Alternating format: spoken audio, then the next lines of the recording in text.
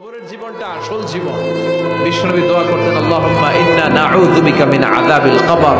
আল্লাহ, আমি আপনার কাছে কবরের আযাব থেকে পানাহ চাই, কবরের আযাব থেকে বাঁচতে চাই। এই কবরের মধ্যে অনেক ফিতনা হবে, অনেক সুয়াল হবে।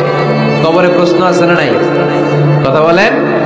প্রথম প্রশ্ন জিজ্ঞেস করা হবে, মার রব্বুক, তোমার রব কে? বলেন, আমাদের রব কে?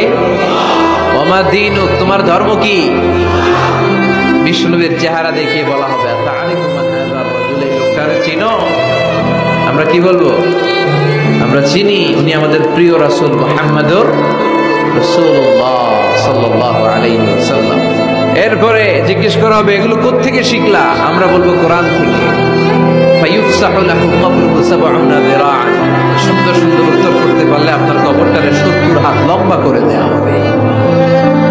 ইফতাহু লাহু বাবুন ইলাল জান্নাহ,